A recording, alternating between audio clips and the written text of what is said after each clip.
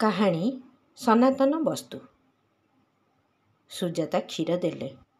ବୁଦ୍ଧ ତାହା ଗ୍ରହଣ କରି ପରମ ସନ୍ତୋଷ ଅନୁଭବ କଲେ। ସେଦିନ ତାଙ୍କର ଯେଉଁ ସମାଧି ହେଲା ତାହା ସପ୍ତମ ଦିନରେ ଭାଙ୍ଗିଲା। ସେ ଉଠିବା ବେଳକୁ ତାଙ୍କର ଆତ୍ମ ସାକ୍ଷାତକାର ହୋଇସାରିଥିଲା। ନେରାଙ୍ଗଜରା ନଦୀ ତଟରେ ପ୍ରସନ୍ନ ମୁଖରେ ଆସୀନ ଭଗବାନ ବୁଦ୍ଧଙ୍କୁ ଦେଖିବା ଲାଗି ସୁଜାତା ଯାଉଥିଲେ। ସେ ବିସ୍ମିତ ହେଲେ। 7 ଦିନ ଧରି ସେ ଗୋଟିଏ ଆସନରେ ବସି ରହିଲେ କିପରି? ସେହି ସମୟରେ କେତେଜଣ ବ୍ୟକ୍ତି ଏକ ଶବ ଦହନ କରି ସେ ରାସ୍ତାରେ ଯାଉଥିବାର ଦେଖି ବୁଦ୍ଧ ହସିଲେ।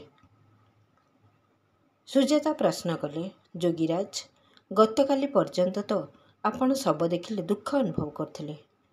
ଆଜି ସେ ଦୁଃଖ କାହିଁ ଚାଲିଗଲା?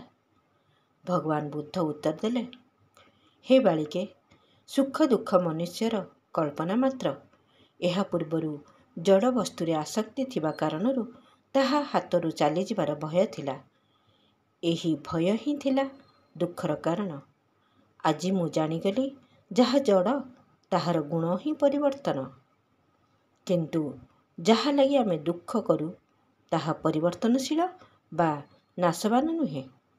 ଏବେ ତୁମେ କୁହ, ଯିଏ ସନାତନ ବସ୍ତୁ ପାଇଯାଏ, ନାଶବାନ ବସ୍ତୁ ଲାଗି ତାର ମନରେ ଦୁଃଖ କାହିଁକି ବା ହେବ?